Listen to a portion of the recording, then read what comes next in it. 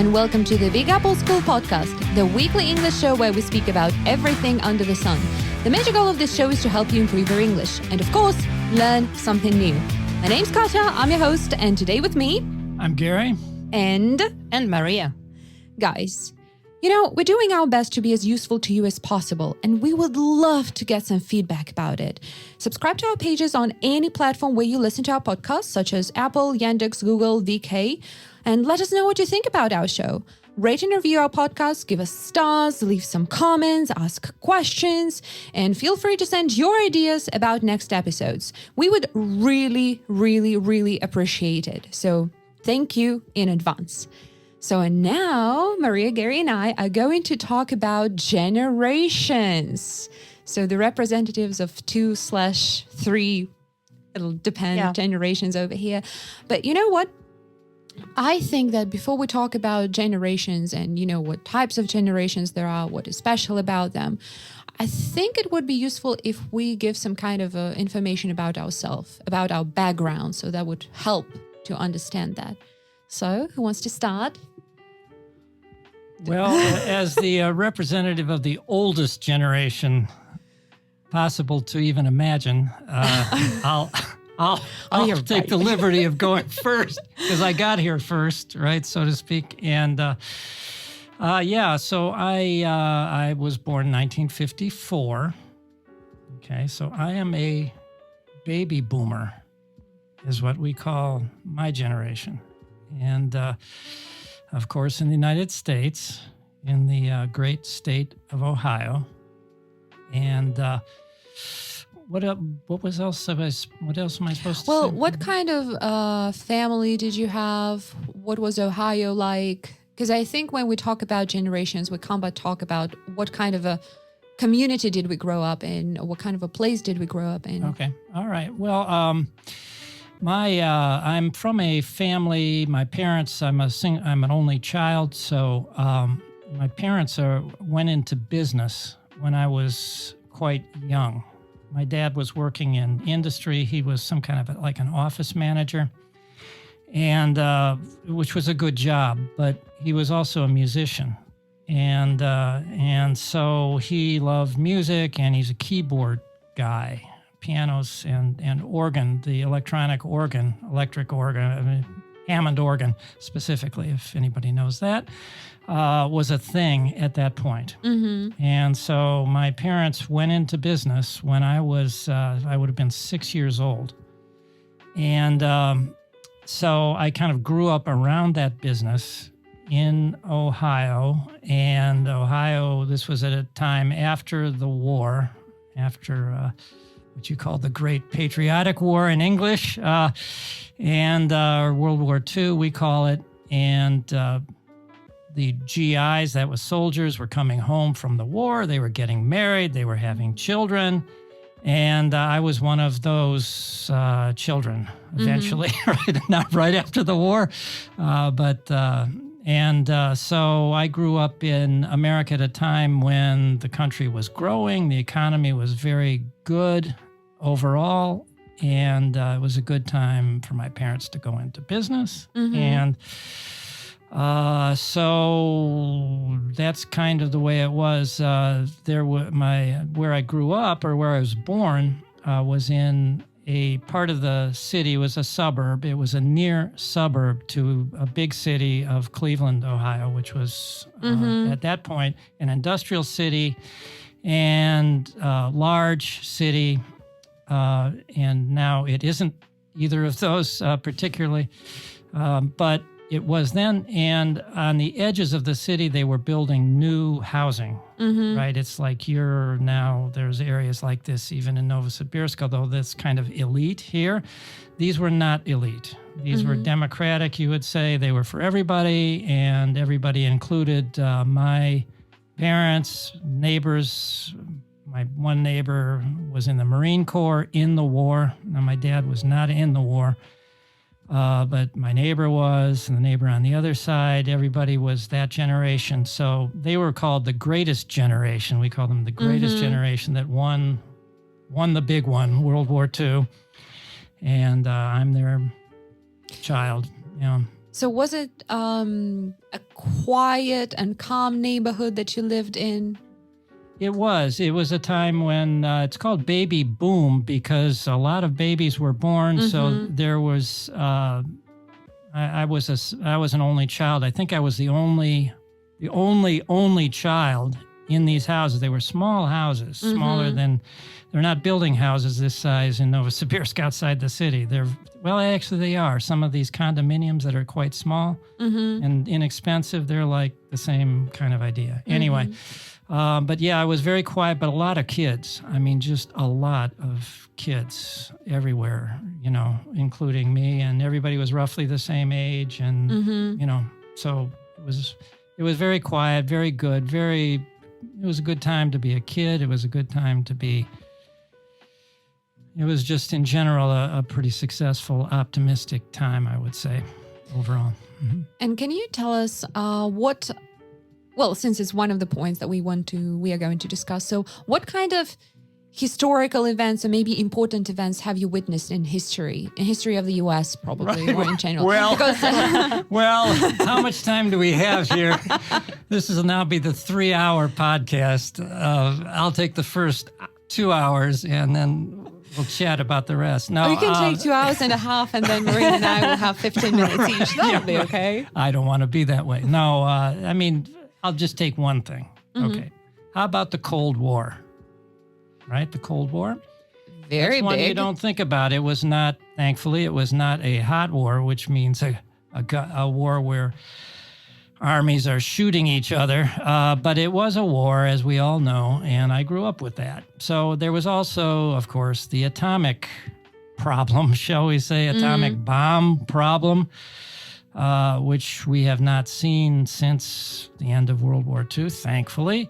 But the threat of that was part of something that my generation grew up with, the fact that, wow, we could blow the whole world up if we aren't pretty careful here. And thankfully, we were pretty careful. Everybody was pretty careful. Yeah, right. Yes.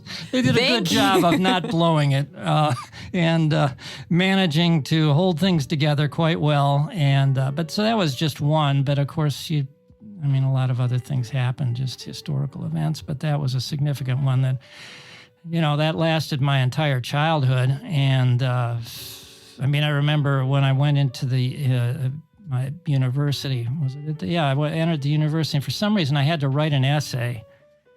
And I think it was either for like an entrance thing or for some reason. Something. Anyway, I had to specifically write an essay. Well, my essay was on, something about the atomic threat and how I'm not sure if we're not going to blow this all up and what we should do about it and such like that. So it was on people's minds actively, at least in America, maybe here as well. I don't know.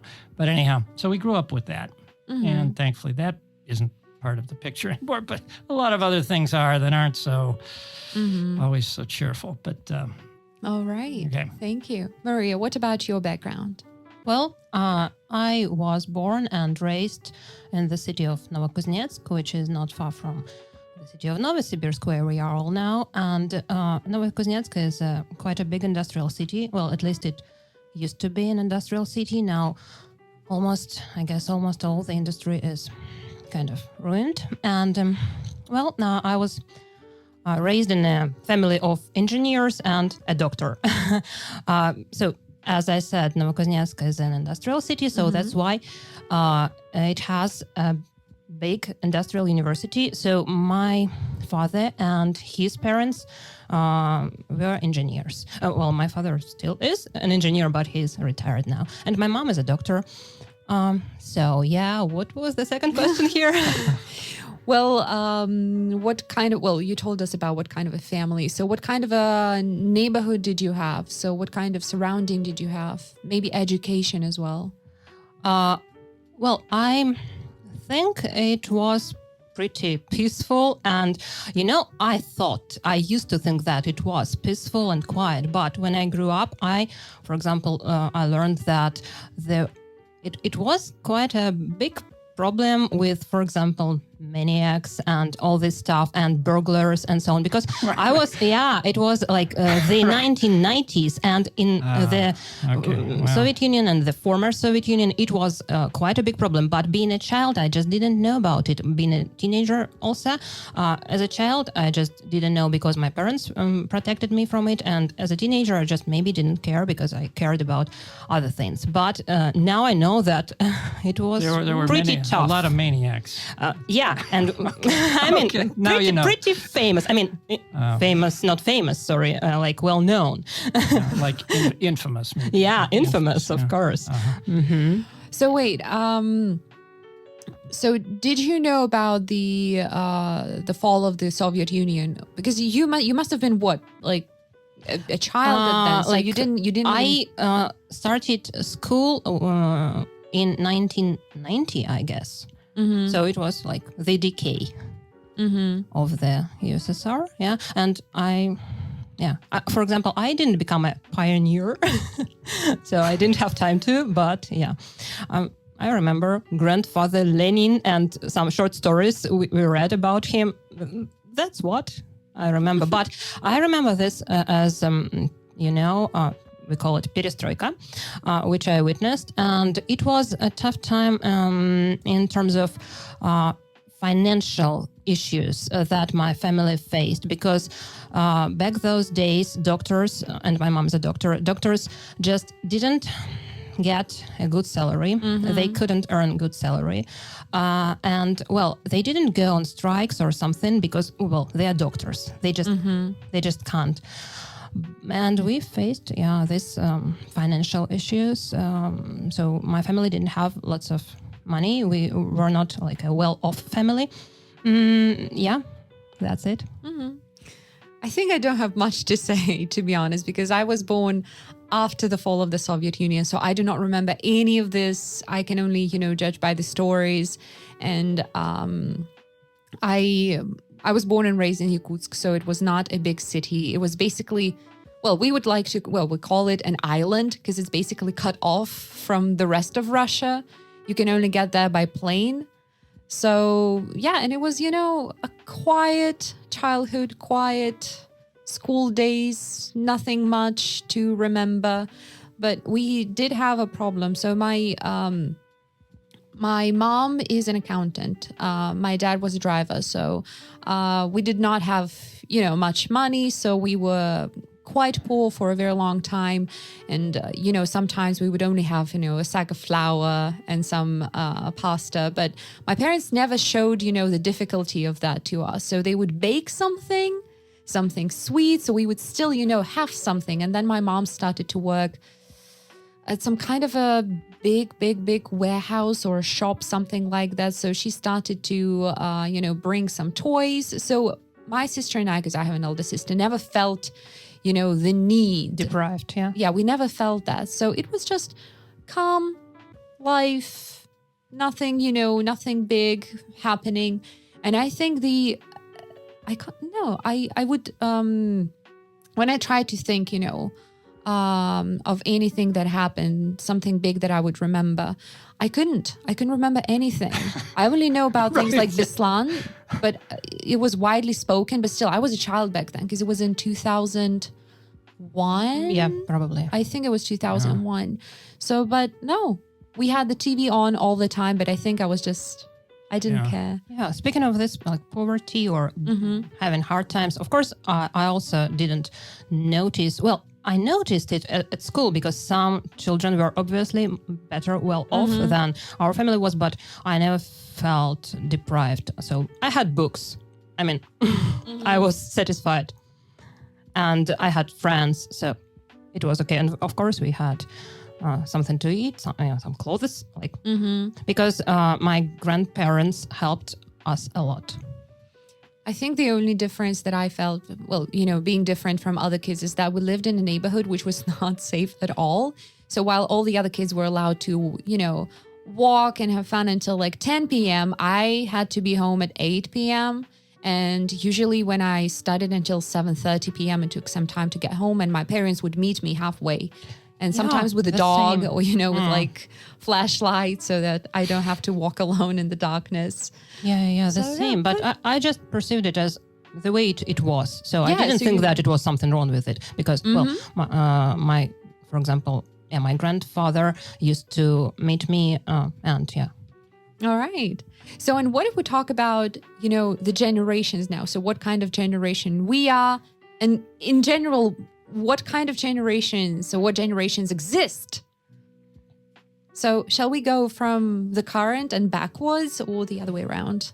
Why don't we go current backwards? Okay. Is that okay? What do you think? So the latest, like the Yeah. freshest one is what generation? what is Z, it? Yeah. I guess. Yeah. Yeah, it's Gen Z or the Zoomers. I guess it is where my son belongs. Yeah.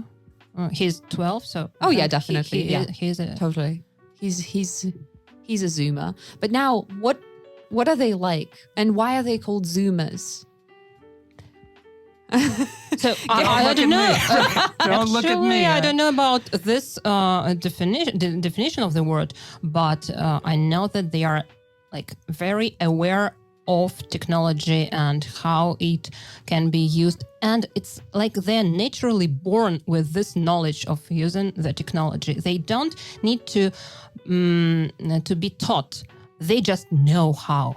I think it's part of their DNA. They're Yeah. born with a tablet in their head. Yeah. I think the term that's used is digital native. Yeah, digital yeah. natives. That's the phrase. Uh-huh. Although, digital natives, and as far as I understand, they were called Gen Z or Zoomers. Right. Because But, they yeah. think about, zooming in and zooming out.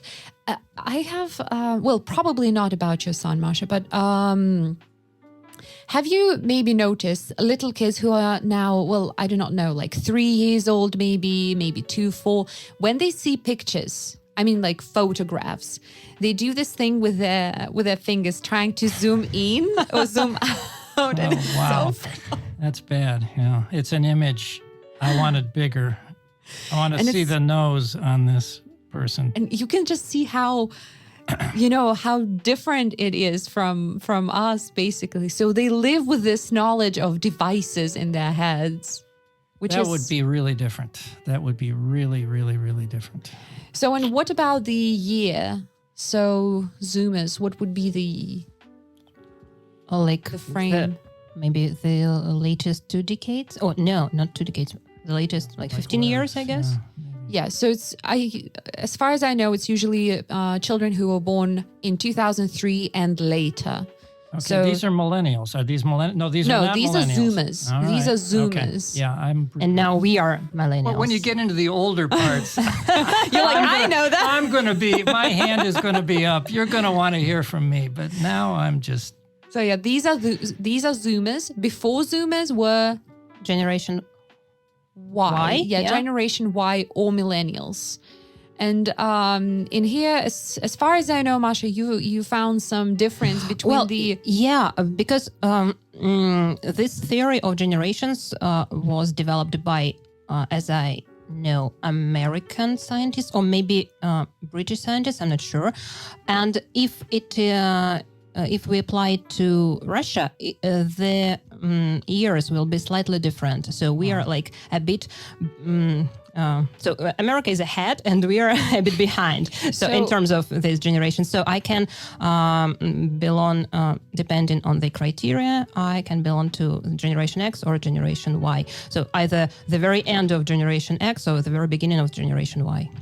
So according to the international, at least the one that is that was developed by American sociologists and scientists. So Gen Y would be people who were born between 1982 and 2002. And the one that you found, this Applied to Russia and former Soviet Union countries, I guess. So it was 1980. The year 1985. 1980. So it's not a big difference. Yeah, Not yeah. really. Yeah, of course. So- It's like the borderline. So actually, I don't know. Actually, I don't know what I feel. I mean, if I feel that I belong to some specific generation. So Gen. I love the name Gen Y. It makes you think that this generation has a lot of questions, like why did that happen? Why did that happen? Yeah. Right. But also they're called millennials. Generation X says there are no answers. I want to cancel the questions. Right. So then it's more optimistic to belong to Generation Y. Yeah, right. At least you got questions. Yeah. Right. You're not. Well, another name for it is millennials, and it's usually so because millennials were born in the 20th century, but they finished school in the 21st century. We became grown-ups when this thing. Mm-hmm. The third century. Not century. Third millennium.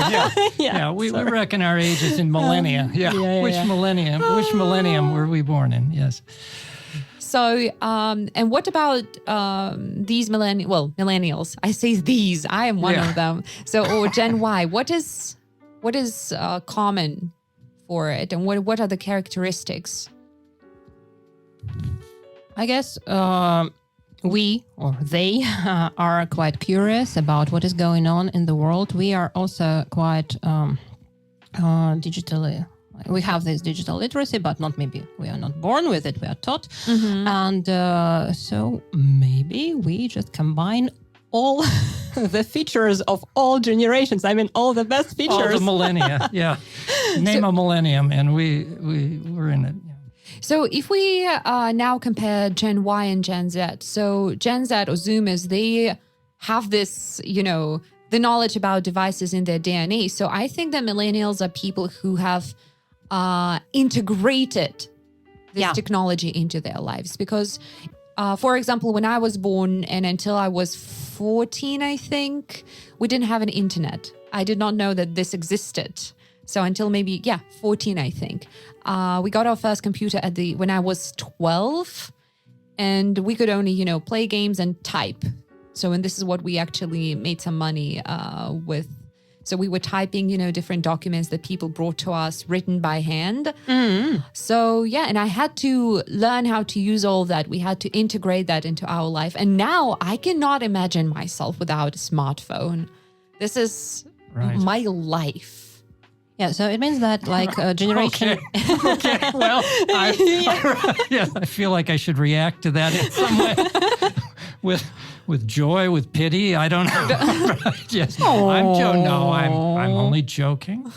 See, I feel slightly attacked. Right. Yes. Sorry. Right. But I guess you also have this. I forgot. You're one of those delicate millennials that you have to. I'm from the generation where we just abused one another. Yeah. Or parents. Now we don't do that, Gary. We don't do that anymore. I look what I went and did. Right. Well, actually, open my mouth and already already in trouble. Destruction. Yes, pure destruction everywhere. Nothing remains. Yes. You were saying, Masha? What were you saying? Right. I completely forgot. I think that when we were exposed to this technology, we quite quickly learned how to use everything. And so which means that this generation is pretty fast learning. And we are open to new things, I guess. I think so too. So millennials are actually believed to be more open-minded maybe.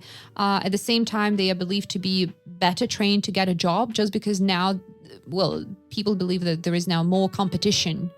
And millennials do not want to, get a mediocre job. They want to get the best or something better and better. And millennials usually are not satisfied with the way things are. So with the way the world is, and they are ambitious and want to achieve and want to change the world. But it was interesting to see that most psychologists say that millennials are more spoiled and narcissistic and often lazy, which kind of works against doing any of those other things that they want. So how can you be ambitious and lazy at the same time? It's like, I want to achieve a lot of things, but I won't. I think that it's not laziness, it's just lack of motivation. So if we are motivated or if we are interested, we can do anything. The sky's the limit. Yeah, I mean that what works for me. So I think that maybe it works for others. Mm-hmm. Whereas, again, if we compare millennials with Gen Z, they are said to be, again, ambitious, independent, and, well, it's a little bit hard to say right now because, Zoomers are now, 17, 18 max? Mm-hmm. But it said that they are very demanding consumers since they grow up now in the world of... Well, they're spoiled. I mean, every generation is getting more and more spoiled, I would say, right? I mean, really. I'm certainly spoiled compared to my parents, for example. And I think the next generation was more spoiled just because generally the expectations are for things to be better. And so you want more, you can see more, you can desire more. So, yeah. Well, and more things are produced, more services are offered. Yeah. So I think it's inevitable that it's going to be like that. Unless something else happens so that, it cuts off all the variety and choice. But it's very unlikely, I think. But I guess that maybe every next generation is more spoiled, but also they are more adaptable, I guess. That's what I think. Adaptable, maybe competitive as well.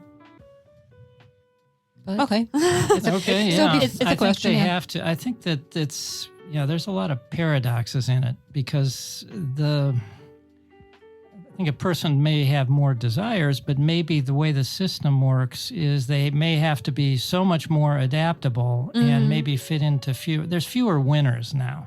One of the problems is that the way technology works is there tends to be, it's winner take all, right? We say that, meaning that you don't have a lot of small companies, you end up with one bigger company. That's why you've got Google, and just in technology, you've got all Apple, those conglomerates. You've got these gigantic companies and everybody else just isn't there anymore, And that's a harder world to realize those Zoomer, or I don't know who had the dreams, millennials, starting with the millennials, to have those kind of dreams, to realize those dreams, unless you're one of those winners, big winners. You may not experience that. Your dreams are one thing, and maybe your ability to realize them are another. But that reminds me of one of the latest podcasts that we had with Maria and Ken about difficulties, especially mental difficulties of living in the 21st century.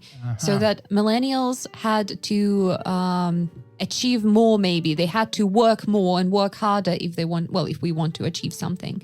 Maybe Zoomers will have to work even harder, but that inevitably will lead to more stress. Yeah, I think this so, way. yeah. Because sometimes we can get lost in this ocean of information and opportunities. Because I remember reading about Zoomers, for quite a long time, I only worked with adults.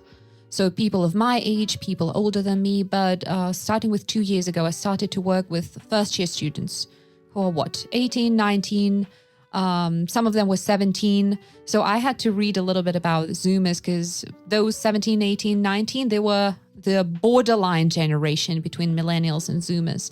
And I was shocked to see that now more than 60% of all the teenagers and school kids have anxiety and depression. 16, 17. And so I don't think that we had anything like that. It wasn't that stressful for us. No, it was not stressful. Or maybe now just more people are diagnosed and more people are aware of this. And But yeah. So Zoomers, millennials, who was before the millennials? Who is? Gary, who was? Gary. Yeah. Well, isn't there another generation? There's X, Generation X.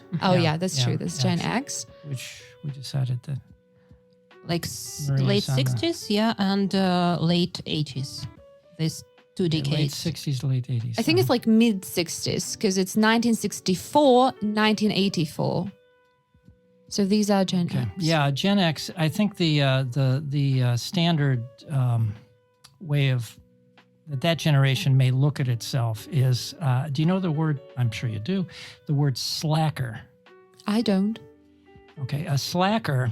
A slacker is somebody that is like not going to succeed. Just they sort of aren't maybe going to put the effort out. They're kind of discouraged, and they're not trying very hard, and so they're not succeeding either. And the term slack, like I could try to explain what the word means, but the idea is it's somebody that sort of is just kind of failing at it, not very successful. So my generation, right, which is baby boomers, we're sort of we like took all of the goodies, right? Everything went to us because it was a big generation, and it was after the war, and America was in kind of a top position, and the economy was growing, and all of these things, and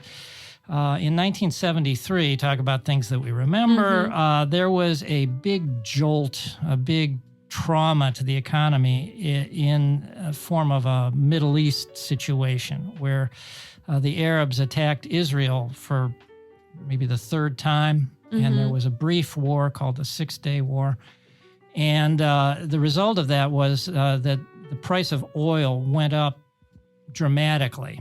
Like it tripled. I mean, I remember when gasoline was really cheap, and which was part of why the economy could be as good as it was.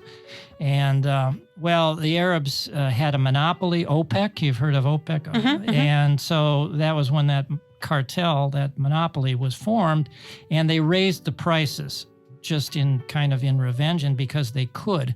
Right? And so all of a sudden, some of the parts of the economy that were coming together so that America was doing very well, all of a sudden, we were not doing very well.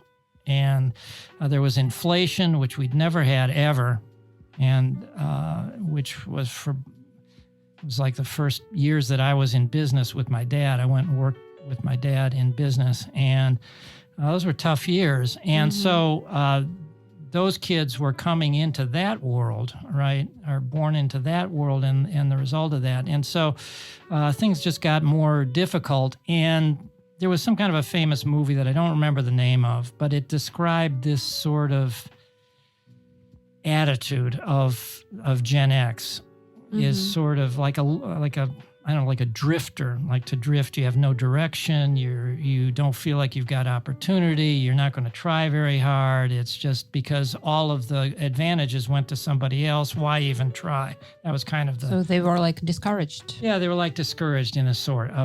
But that was it. I listened to a podcast that has some participants are that generation, which I don't really understand, but they do not love the baby boomers for this reason that I'm describing, is that all of the advantages, everything, and not just then, but now it just continues. We did everything, and the next generation is just like.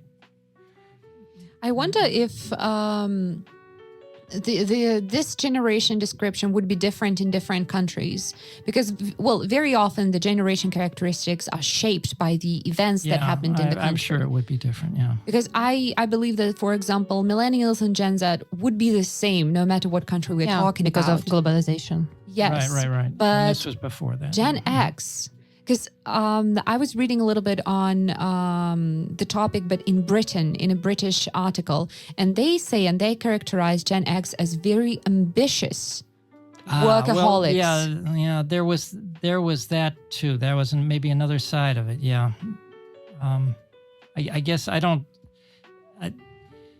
There's a term for that as well. What was? I don't want to sound. I don't want to sound dumb, like I can't remember. Do I sound dumb and like I can't remember? No. I don't want to. You are intriguing. I just want you to know that if I sound dumb and like I can't remember, no, you don't. I don't want to. Right? Yes, it's not because I want to. But there was that side of it. It's interesting. So at yuppies, the same they were called yuppies, young urban professionals. Yeah. Remember it's that? like in contrast with hippies. So right. This was my generation would be like the hippie generation overall, right? I was Trying like to find late. freedom, and Right. And so you're not materialistic. Yeah, sure. Right. And so the yuppies were one part of this Generation X, which I didn't even remember. I think Generation X has the characteristics that I tried to just describe, but there was this yuppie element that was there was a certain look. There was a preppy kind of clothing, and like Izod sweaters and clothing, branded clothing, and that wasn't a thing when I was a kid. There were no brands. Even Levi's it wasn't even a brand. Nothing was a brand. There were no brands. I mean, there were just no brands at all. Does that mean that if you say that brands appeared and all these clothes, does that mean that it was the generation of individualism? So they wanted to be different from each other? Well, no, it becomes another kind of conformity, right? Because everyone needs to have the same Izod. Izod is the alligator symbol. You've probably seen it. It's a famous logo. Yeah. And it was just appealing to this kind of a look of, okay, well, I live in a city and I want to go and make money, and which is the reverse of my generation, which was trying to find itself and maybe some spiritual kind of journey or something non-material, not materialistic particularly. This part of the next generation, and maybe who the slackers are, part of the same generation, they're the people that still, they don't want that either. Right? I mean, who wants to just walk, live to get an Izod sweater, a branded, have everything have a name on it, they were kind of partly still had some of the values of the baby boomer generation, or hippies, the hippie type of mentality, way of thinking, but they resented the baby boomers that were really entitled to everything or felt like they were. But there was that element, yeah, for sure. What it was called yuppies, young urban professionals. I wonder now, so when generation changes into another one, it's not, of course, an immediate process, but I wonder if this process is slower in rural areas rather than urban areas.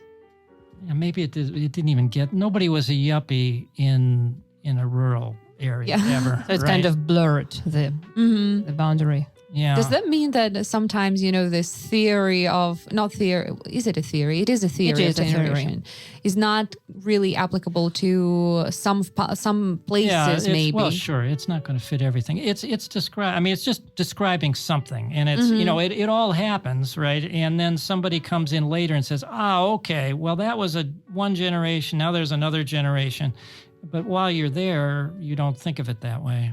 But of course, there are certain circumstances of a particular time, like I described after the war, and that was one world, and then that world kind of broke apart, changed. It's like there's a world while the Soviet Union, there's a world after the Soviet Union, and it's really different, and it would be really different where you were. If you were Moscow, probably everything happened absolutely 5 years sooner, 10 years sooner, I don't know how long, much faster. Oh, yeah. Well, I guess, I'm interrupting now. So I think that any theory can't be applied to its full to all humankind, because we are all different. I think we are more complex than any theory, and lots of factors and criteria should be taken into consideration when we want to understand at least one human. Sure. Right. But it's a useful description because it does describe at least certain people, right? I mean, there were yuppies, there were slackers, right?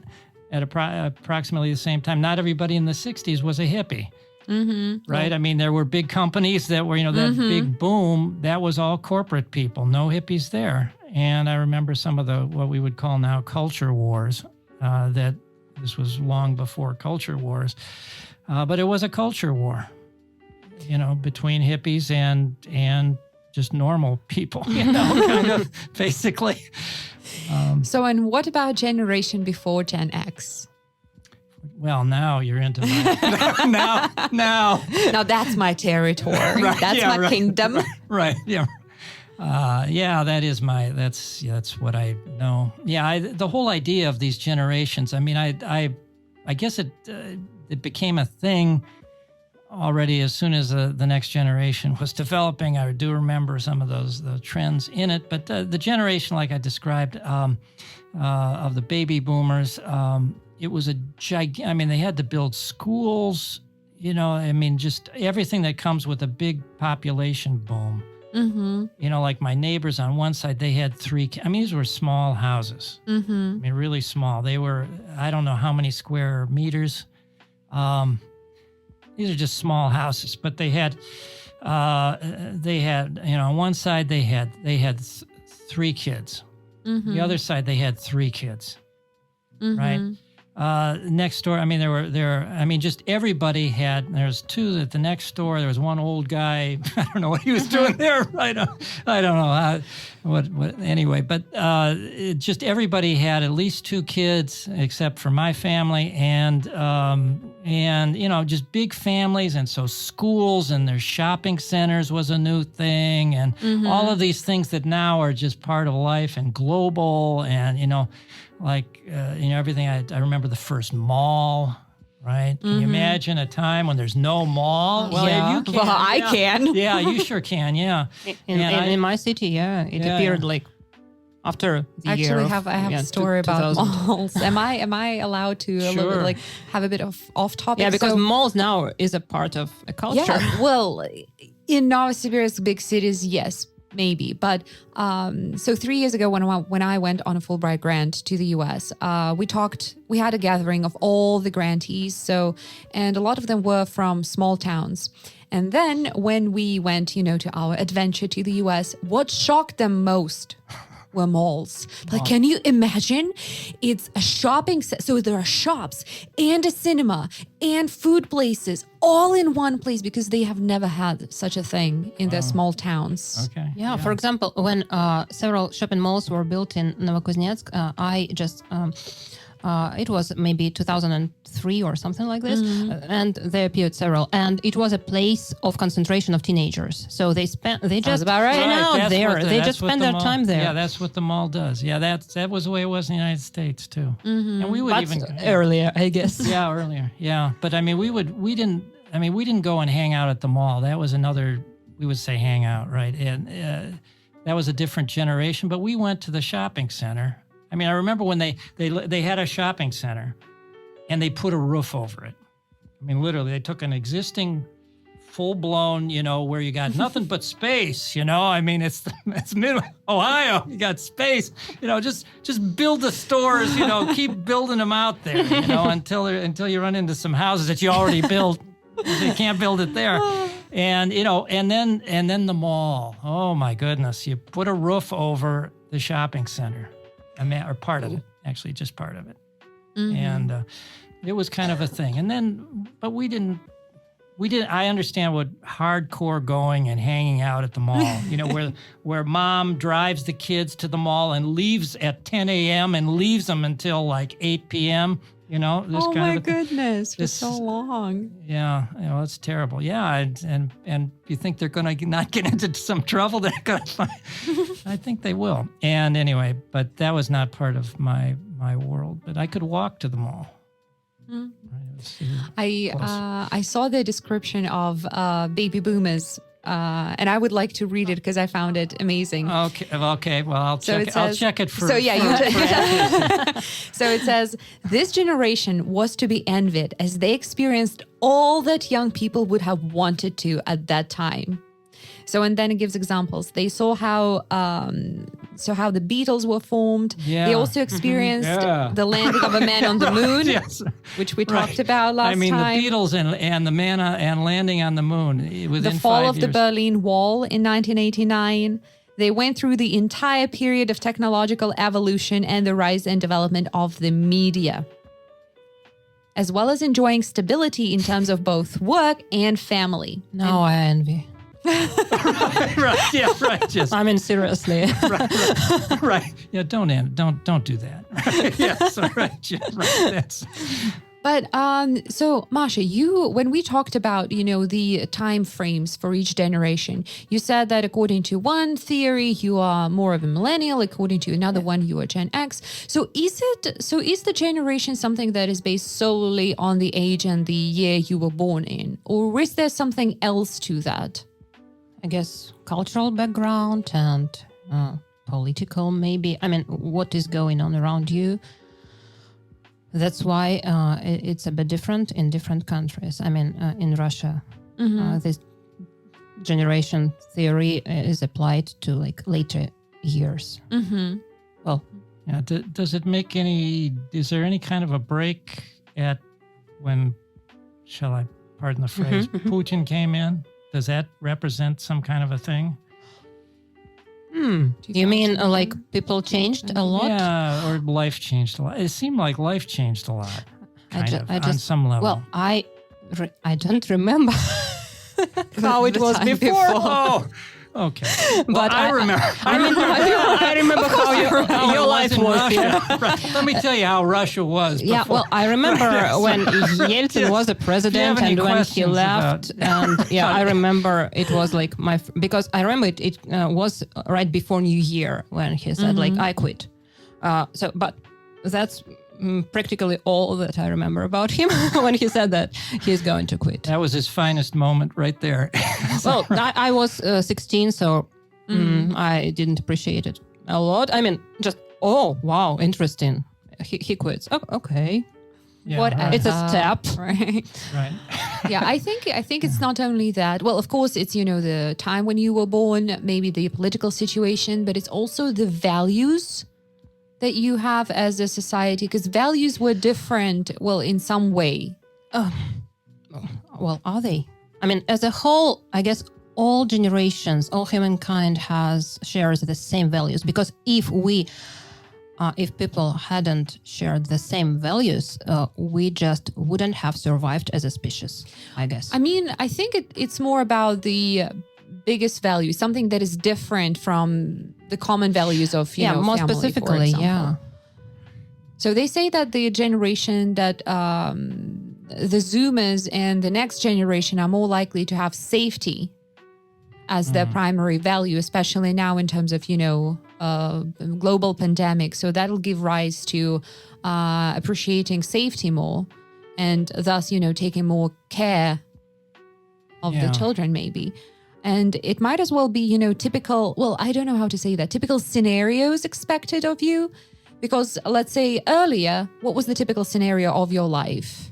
You would graduate from school, go to university. Well, if you're a girl, then get married, give birth to children. And that's it. Ta-da! Done. Whereas now, this is not the scenario for the kids. Do you want to go to university? Do you don't want to? Well, it's your choice. Do you want to start a family? You don't want to? That's your choice. So I think that has also changed. Right. Maybe there's different norms or opportunities, but I like my let's go back. Okay, like my parents, right? They would, I think their goals, I would say, were probably what we would call maybe kind of material on some level, right? Because they were not. I mean, neither of my parents they didn't go to college, hadn't gone to college. They were, like sort of good, successful high school students in their own way. But I think that the generation that came back from the war, they wanted to improve their material position. That's what they wanted to do for them, for their kids, right? That's what they were doing. And because of all those circumstances like I described and the position of a lot of things and the state of the economy and all of that, they were able to do those things. My generation, right, talk about values, okay, I didn't and still don't particularly care about material things. And that's only because I have all of them, right? I mean, basically, what do you need, right? I mean, how much do you need?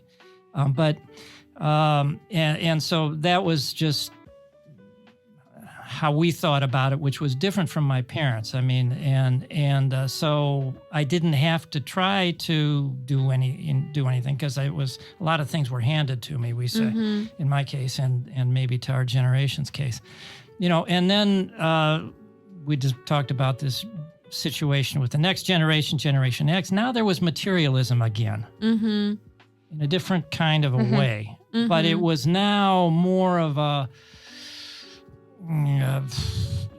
It just had a different character to it, but it was a return of materialism of a certain kind, and then when you get into the generations after that, I'm listening, right? Because I don't really understand it truthfully, even though I know the terms as terms, but I don't feel them. I don't feel like I've got a handle on what that means to be a millennial. I don't really understand that. But the earlier generations I do. And if now the Generation Z, I mean, just this whole the safety, take the safety issue, right? All of the things that this generation is now reacting against, right? In terms of how people deal with another person, right? Attitudes, words that they might use, or how you might bully somebody, or what now would be called bullying, definitely, or all of this. I mean, I guess we weren't safe, like this generation now understands that, or the world now understands that. I mean, it was I guess more dangerous, but it didn't seem like it. And so I don't understand the extreme sense of safety need, right? I don't understand. It's okay to, have somebody say a bad thing, around you, about you, to you. Unfortunately, I mean, you have to deal with it, and you certainly shouldn't. I'm not encouraging that, but nor should it be this guaranteed environment where nobody ever says any kind of a unpleasant word about anything. I mean, that gets to be ridiculous too. Do you mean that like modern kids are raised in a kind of a greenhouse? Yeah, a little bit like super, super protected, and like we like you were talking about how your parents would come and meet you on the way back from school, right? That whole thing. I just walked to school. Nobody met anybody. Nobody was. It may be also a thing that we are girls. Yeah, well, so it makes a difference. But I think it's a general tendency to, overprotect children these days. It's very much so, yeah. And I completely don't understand some of the ways of child rearing now.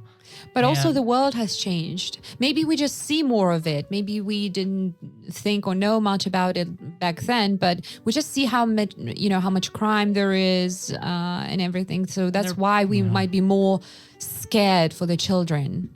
I think it probably is more dangerous on some level, maybe. I don't know. To be honest, not long ago, I was walking down the street and there was this kid who looked like 5-year-old.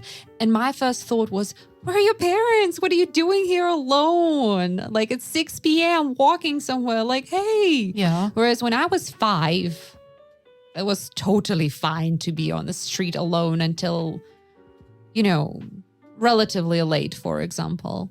Well, they still play in the yards and the playgrounds alone. Why not?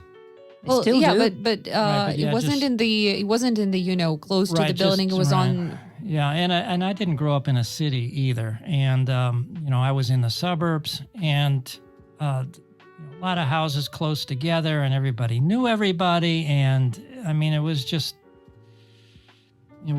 totally safe. I mean, just totally, and it was. I don't think boy girl at that time made any difference, and it probably did get more dangerous. I mean, actually. I have a question. So, Gary, do you remember you mentioned the podcast and how the podcasters were Gen X and they hate baby boomers? Yeah. So why is there such a thing? Because some generations do not understand, the next generation or the previous generation. So why is that?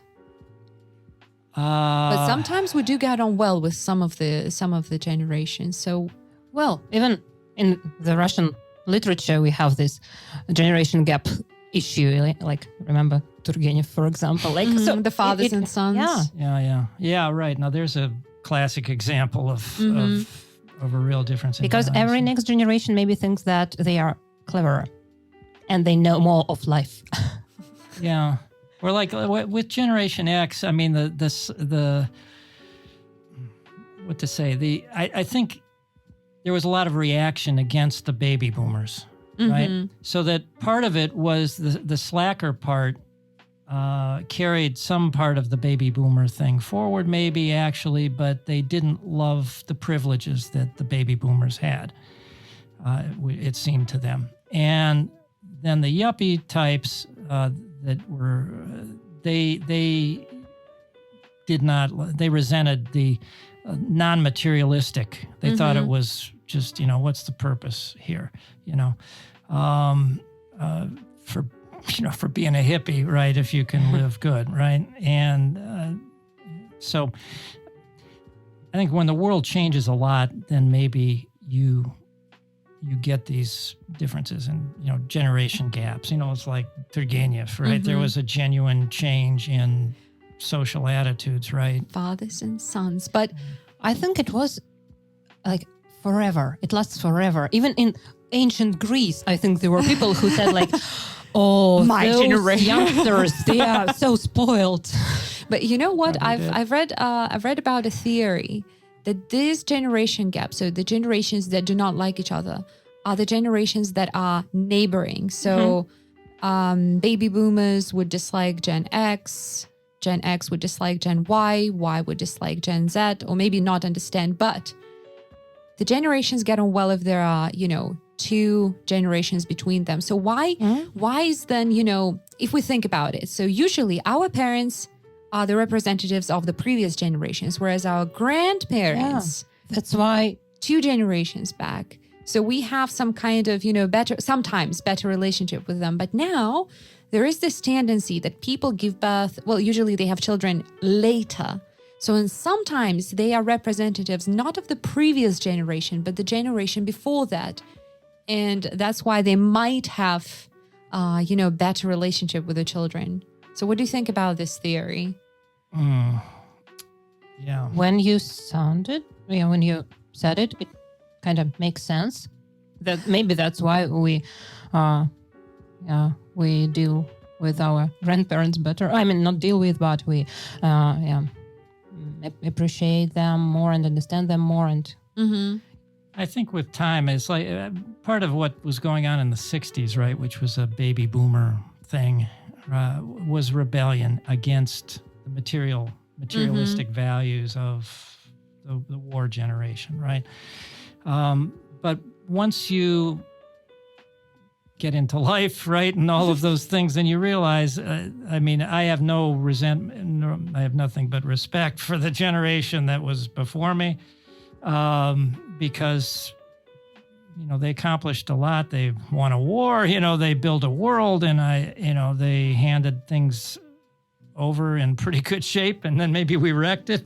I'm not sure we've done well with it, how well we've done with it, but so I think there was momentary rebellion, the way a teenager rebels maybe against the parents. At least in the United States, there's a standard thing that happens, and then you get a little bit older, and then you understand your parents better. So nothing in that, and I don't feel any ill feelings toward Generation X as such. But Generation X, I understand, does kind of resent the baby boomers. Have you ever had any kind of a situation when you felt this generation gap? Maybe it was with your parents, grandparents, teachers, students. Well, yeah, I guess lots of times. Because maybe even with some of my students, I had a couple of students who were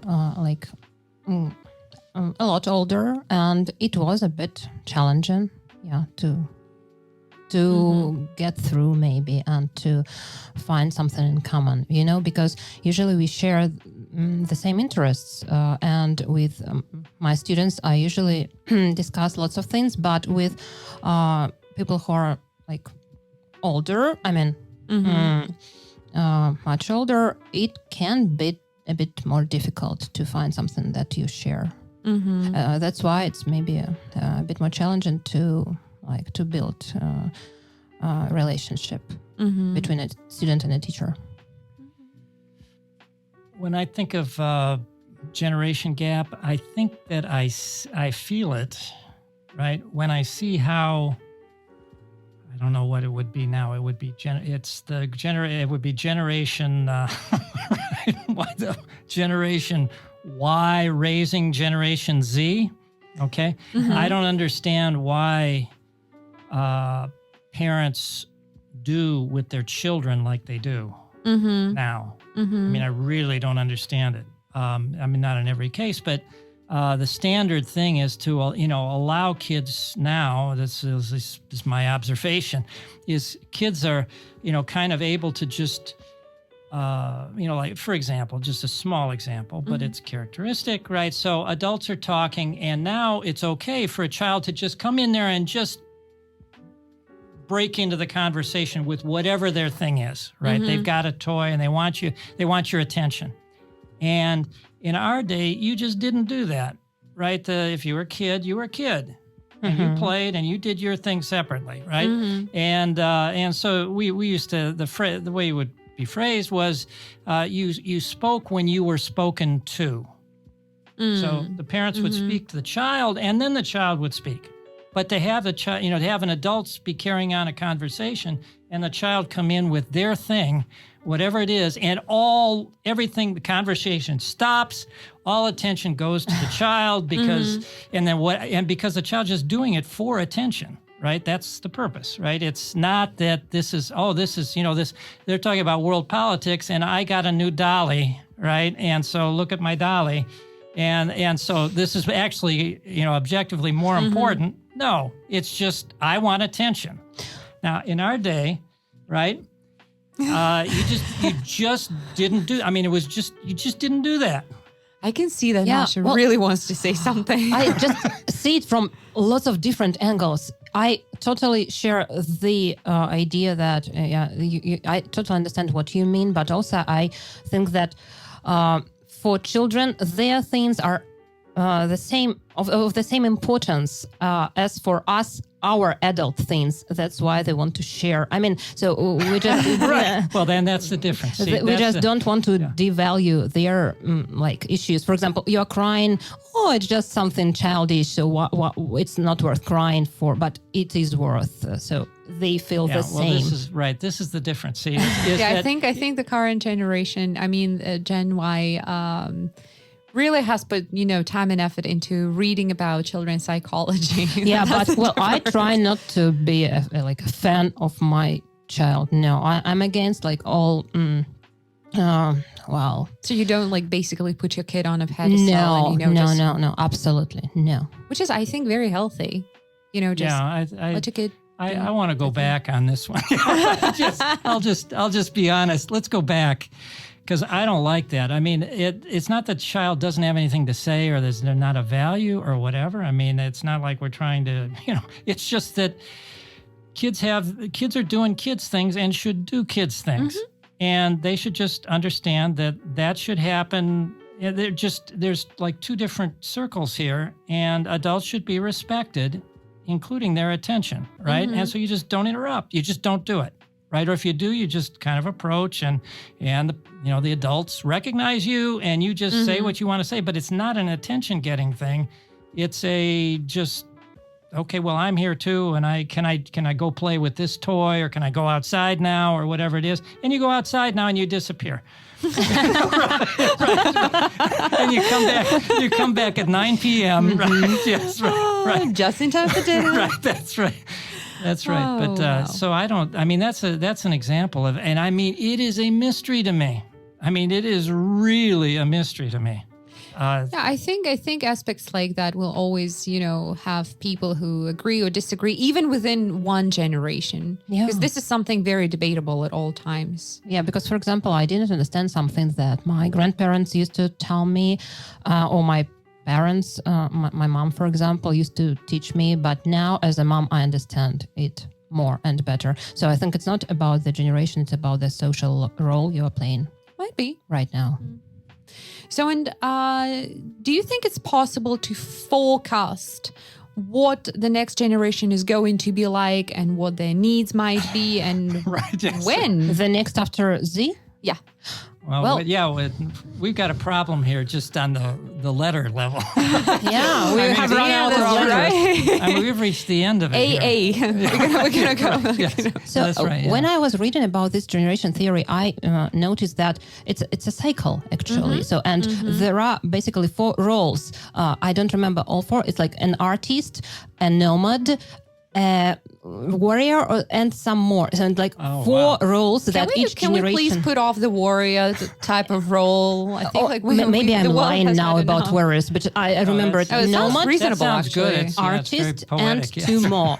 Right, And yes, right, and each one of them is more fantastic than the other one, right? I mean, it's not sort of like being a kid and then being, a teenager. It's, a warrior. it's not like I'm a yuppie. I'm an artist or Right, somebody. Yeah, that's right. Yeah. Well, and I mean, they all repeat.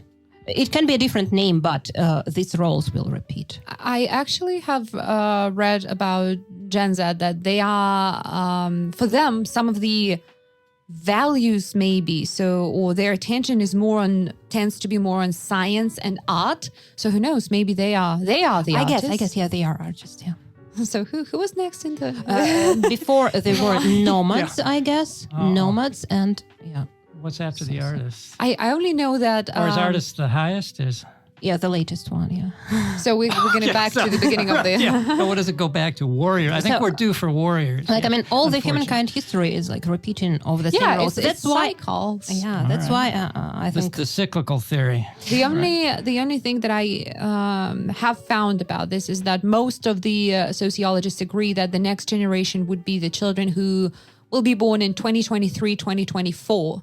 But of course, we will only be able to see what they're like. I think it's a frightening thought. That's what I think. Yeah, because But that makes sense. If So the Gen trends Z is. continue, oh wow! Can you imagine being raised like children are raised now, and then they're raising children?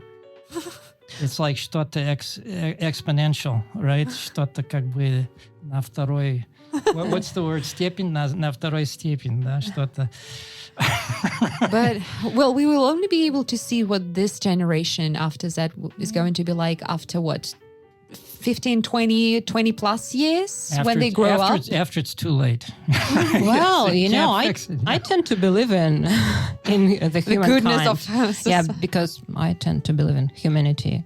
And that's why I think... Unlike Gary over here. That's why I think Who seems to... Well, he seems to... We need to oppose these two views because... Just wait a minute. I'm being... Let's come back to 1 hour before. Let's back up here. I mean, these theories are a bit too over deterministic to me. That's why I think they're descriptive, right? They're actually descriptive, so they're not. But they describe some. They do describe something for sure. I mean, there are differences between the generations, and so they're valuable in that way. Well, whatever the generation we have to deal with, let's hope that everyone will be friendly to each other with no conflict or anything like that. All right. Right. Ending on all the conflicts are worked out here and during here, the podcast here and today. everything. Well, I want Well, to that's- end on a positive note, Gary. So it is a positive note. Don't look at me like I'm not ending on a positive note.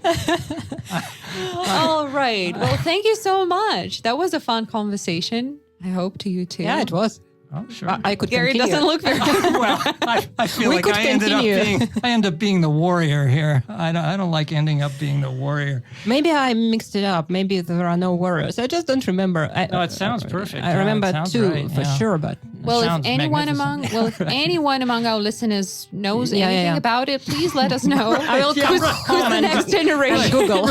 Right, we are open to information, actual information here. Yes. Yeah, not any theories Right. or anything like that. Right. But these All are- right. So that was the Big Apple School podcast. And today we discussed generations. We talked about baby boomers and generations X, Y, Z, tada on the end of the alphabet. So we talked a little bit about the characteristics of each generation, what are the differences between them, and our own experience with different generations. So, and if you, while listening, have any struggles understanding our conversation, you're always welcome to our website, which is bigappleschool.com/podcast, where you can find full scripts of each episode so you can listen and read. Also, if you want to get more content which will help you learn English, feel free to visit any social media and find us there. Just, again, search our name, which is Big Apple School. We are on Telegram, YouTube, Instagram, VK. Well, we are everywhere. All right. So that was Katya, and my guests for today were Gary and And Maria. Stay tuned, and we'll see you around.